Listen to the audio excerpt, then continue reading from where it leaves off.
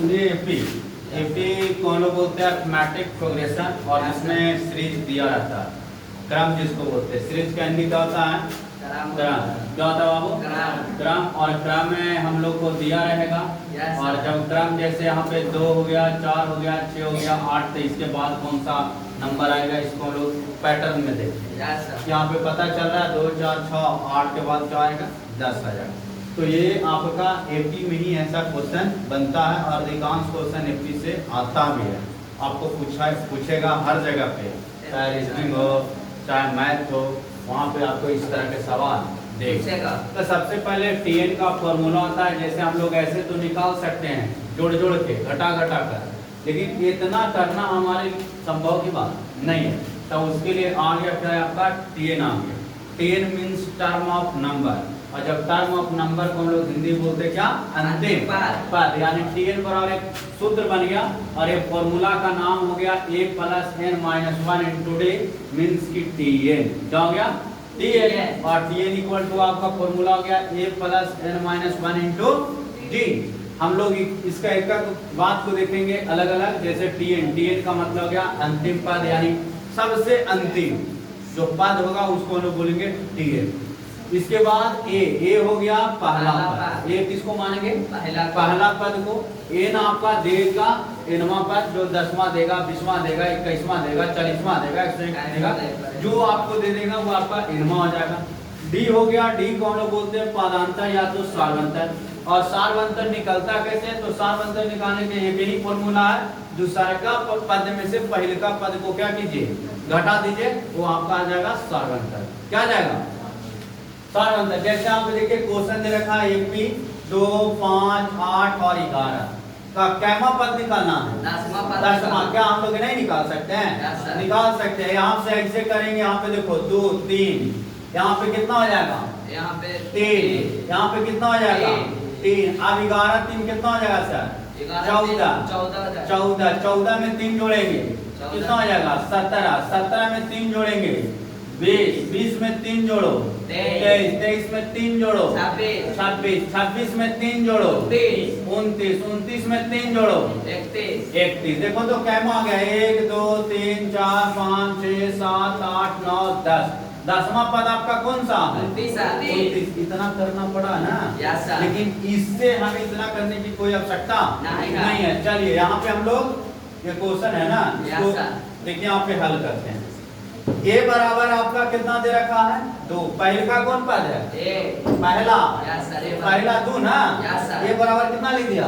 2। D बराबर कितना हो गया? 5 में से 2 घटाएंगे तो कितना के अंतर है सब में? 3। तो पता चल गया कि अंतर कितना का है?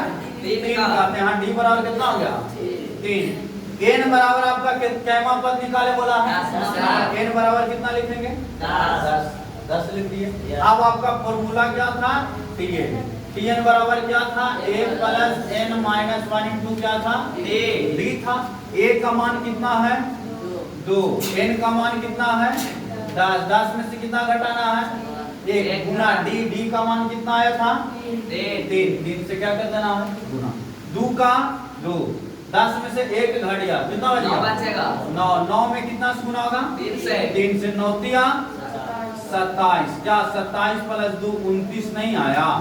देखिए तो 10वां पद कौन था? क्या इतना हमें करने की आवश्यकता पड़ा? नहीं सर। सिर्फ ये फॉर्मूला याद रखिए और इस फॉर्मूले से आपका क्वेश्चन क्या हो जाएगा? खत्म। समझे? तो टीएन बराबर a + n-1 इंटू डी। इतना माथा पेचिश करने की कोई आवश्यकता नहीं है। आपको रास्ता जब पता है तो रास्ता से चलेंगे, काहे कांटा पर चलेंगे? खेत से काहे चलेंगे?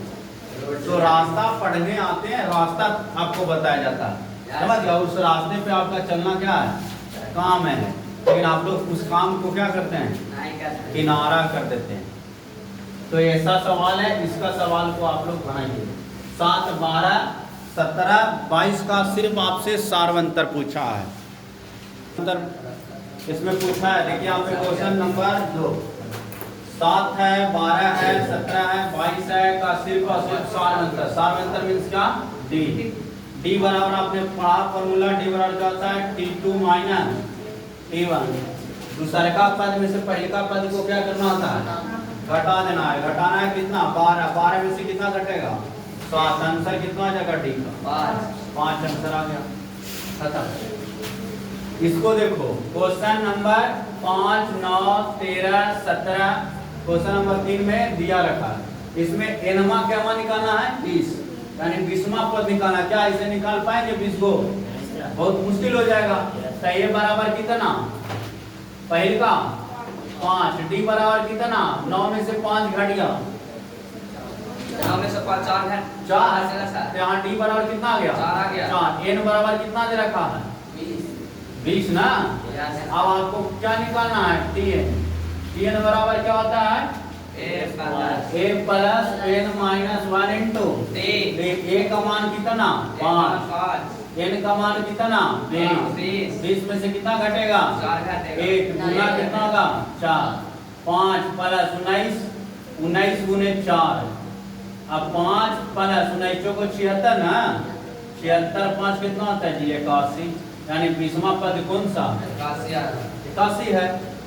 तो इस प्रकार का सवाल देता है, कोई दिक्कत